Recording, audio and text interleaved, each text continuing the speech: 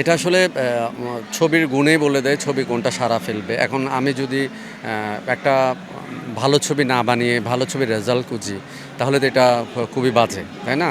তো ভালো ছবি তো হতে হবে। সাকিব ভাইয়ের যে ছবিগুলো সাকসেস হয়েছে এগুলো সব প্রত্যেকটা আমরা জানি যে খুব ভালো বাজেটের এবং ভালো মেকিংয়ের ছবি।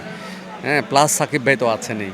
তো এখানে আসলে ওই যে আমি যদি মানে অযোগ্য কোনো ছবি বানিয়ে সাকিব ভাইয়ের ছবির সাথে রেজাল্ট খুঁজি, তাহলে তো হলো না।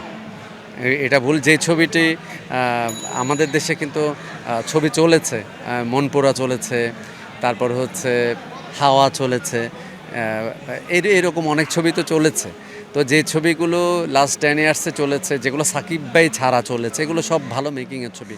এর ভিতর চলেছে, পরাণ চলেছে, হ্যাঁ, বনলতা এক্সপ্রেস চলেছে। তো আমি ওটা বলছি, হ্যাঁ হ্যাঁ। তো ভালো ছবি যেটা, ভালো মেকিংয়ের ছবি যেটা, সেটা আসলে কেউ আটকাতে পারবে না। এটা সাকিব ভাই লাগবে না। এখন ওই অযোগ্য একটা ছবিকে যদি শুধু সাকিব ভাইকে টার্গেট করে সাকিব ভাইয়ের ছবির সাথে করা হয়, এটা আসলে ভুল। ভালো ছবি বানাক, ছবি চলবে। এখন আমাকে দিয়ে একটা অযোগ্য ছবি বানিয়ে যদি আমি সাকিব খানের ছবির রেজাল্ট খুঁজি, তাহলে তো হলো না। এটা আমি কিন্তু বলে দিয়েছি। এখানে আর্টিস্ট তৈরি হবে ছবির মাধ্যমে, একটা ছবি চলার মাধ্যমে।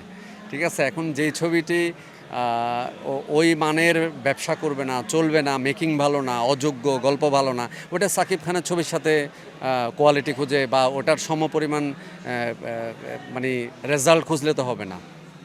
আমার চলচ্চিত্র ছিল হচ্ছে হাসিবুল ইসলাম মিজান পরিচালিত তুমি আছো হৃদয় ছবির মাধ্যমে আমি চলচ্চিত্রে আসি।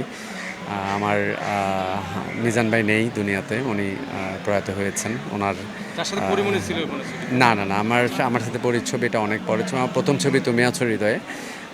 আমার পরিমণির সাথে যে ছবি, ওটা হলো শামীমুল ইসলাম শামীম পরিচালিত আমার প্রেম আমার প্রিয়া। তো আমার শুরুটা ওই প্রথম ছবি তুমি আছো হৃদয় দিয়ে। এরপর কয়েকটা ছবি রিলিজ হয়। তার ভিতর আছে হেডমাস্টার, তার ভিতর আছে ছেলেটি আবুল তাবুল, মেয়েটি পাগল পাগল, মন্তর জন্য পাগল, প্রেম বিষাদ, রুখে দাঁড়াও, এরকম কয়েকটা ছবি রিলিজ হয়। তো রিলিজের অপেক্ষায় আছে কয়েকটা ছবি, সেন্সর হয়ে আছে। এর ভিতর মেহেদী হাসানের আগুনে পোড়া কান্না, জাফর আল মামুনের এক পশলা বৃষ্টি, মির্জা সাকাওয়াত হোসেনের অপুর বসন্ত, ইফতেখার চৌধুরীর মুক্তি। তারপর সামনে একটা ছবি রিলিজ হওয়ার সম্ভাবনা আছে অগাস্টে, আবুল হোসেন মজুমদারের ভালোবাসি তোমায়। এবং আরও একটা দুইটা ছবি রিলিজের অপেক্ষায় আছে। তার ভিতর তাজু কামরুলের একটা ছবি যাযাবর। আর কাজ করছে আরও 2-3টা ছবিতে, যেগুলো হচ্ছে প্যাচওয়ার্কের কাজ বাকি আছে। ওগুলো শেষ হলে ওগুলো সেন্সরে চলে যাবে, এই তো।